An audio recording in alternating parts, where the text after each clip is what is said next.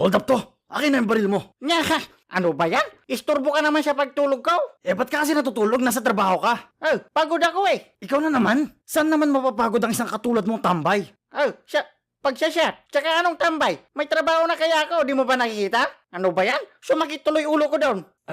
Sorry, pre. Nagko-concert na ako sa panaginip ko eh, panira ka naman. Concert? Parang di naman. Oh, bakit? Parang sinasaniban eh. Mama yata.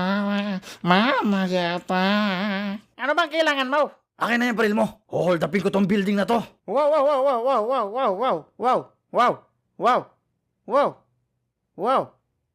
Bakit? Kasi hold upper ako. Oo nga no. Ha!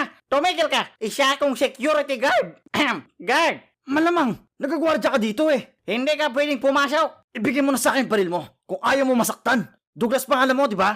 Huwag mo kong tawagin Douglas!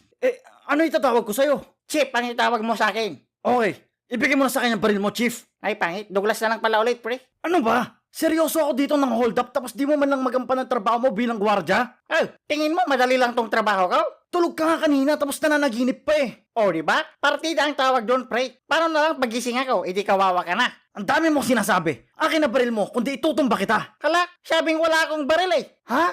Wala? Di mo naman sinabi agad. Sinabi ko sa'yo, no? Hindi kaya. Ay, oh, sorry. Manggagwardya ka ng yayamanin na store tapos wala kang armas. Meron naman, pre. Kaso kahapon kasi may dumating na customer dito. Sabi niya sa akin, "Excuse me, dito ba yung bilihan ng alahas?" Sabi ko naman, "Ewan ko po, sir. Bago lang po ako dito." Tapos sabi naman niya, "May nakikita akong alahas sa loob, oh. Ibig sabihin, dito nga yun." Sabi ko naman, "Ay, oh? Ililibre niyo ba ako?" Tapos yun, sinumbong ako sa manager.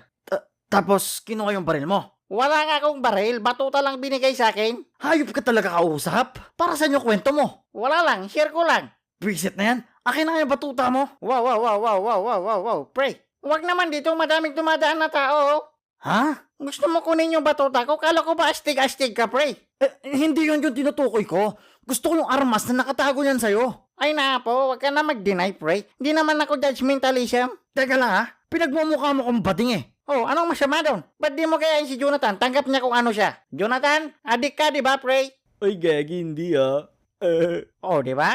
Huwag kang maingay dyan. Maalerto mo pa yung mga pulis eh. Mahuli ako dito. Kalma ka lang, pre. Bati tayo, no? Oy, Sir Police, huwag niyong huliin to, ha? Gusto niya lang magnakaw dito, pero mabait to. Hoy, ano ka ba? Gusto mo pa talaga may tumba? Oh, ikaw na nga nililigtas ko, naggaganyan ka ba? Tumambi ka na nga lang dyan. Batuta lang pa ng meron ka eh. Ay, wag mong maliit yung batuta ko, pre. Purong bakal to. Anong purong bakal? Baka puro balat. Ay, gusto niyang makita. Papasukin mo na nga lang ako. Ang dami mo pang salita eh. Tapos na sana to kanina pa. Ay, okay, sorry. Pwede ka namang pumasok, pre. Oh, pwede naman pala eh. Patingin mo na ng ID. Ha? Anong ID? Yung sinasabi niya sa leg. Baliw ka ba? Magnanakaw ako sa tingin mo kailangan ko ng ID? Parte yan ng trabaho ko eh. Respeto naman dyan, oh. Pre, magnanakaw ako. Gwardya ka, malamang magkalaban tayo. Anong respeto sinasabi mo? Hindi naman porke ganun, di mo na re-respetuhin yung kalaban mo. Kanino mo pa ako tinatarantado eh. Tabad ka rin kasi. ID lang hinihingi ko, di mo pa maipakita. Isipin mo to ha. Sino namang matinong tao ang magnanakaw ng naka-ID? Sino ring matinong tao ang makakaisip magnakaw? Hayop na yan. Pag nagsuot ako ng ID, di nalaman pagkatao namin. Wala akong ganun. Pero gusto mo magka-ID? Hindi.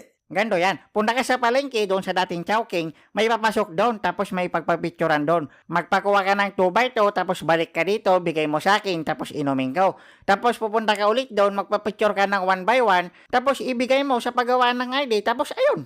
Lasing na ako pagbalik mo dito. Di ba? Nakatulong ba? Sabing di ko nga kailangan nun. Ang kulit mo. Ay, sayang. Wala ba ibang paraan para makapasok ng walang ID? Pwede naman pumasok, pre, kahit walang ID. Ha? Pwede naman pala eh. Papasok na ako. Bigay ka mo na 5K. Ha? Anong 5K? 5K. Entrance fee tawag doon, no? Tabbed. Teka, parang mas magnanakaw ka pa sa akin ah. Ha? Nasa rules namin yun, no? Anong rules? Yung yung no ID, give money. Ganun ba yun? Aba, mas garapal ka pa sa akin ah. Rules nga, Garod. Sige, sino gumawa ng rules na yan? Si boss. Sinong boss? Toyo. Wala naman dito yun. Isa pang lokoy mo, tutumba na kita. Wow. Pre, kalma. Bakit ba nagnanakaw ka na naman? Akala ko ba nagbabago ka na?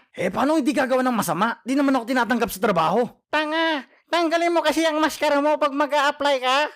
Ganun ba? Natatakot sa'yo yung mga yun eh. Ikaw, buti nagtatrabaho ka na. Ay, huling araw ko na sa trabaho ngayon, pre. Magre-resign na ako. Ayo? mukhang matagal ka na dito Kailan ka ba nagsimula? Kanina. Walang alis ka kaagad? Grabe naman katamaran yan. O hindi sa sobrang sipag ko nga, iba't ibang trabaho pinapasukan ko Balik tayo sa topic. Ano, papapasukin mo ba ako? Bakit kasi kailangan mo pa magnakaw? Di nga ako tinatanggap. Tapos yung ibang trabaho mababasahod, tsaka minamalit pa ako. Ano ka ba, pre? Kahit anong trabaho, maliit man yan o malaki, ang importante marangal ito at wala kang tinatapakang tao. Mukhang tama ka nga dyan, pare. Sorry kung di ko natupad yung napag-usapan natin dati. Nahiya tuloy ako sa'yo. Talaga? Ayan ka na naman. Ay, sorry. Okay lang yan, pre. Kung gusto mo, ipasok kita dito sa trabaho. Gagawin mo yun? Oo naman, pre. Ano ka ba? Tropas for life tayo na Uy, sige ba?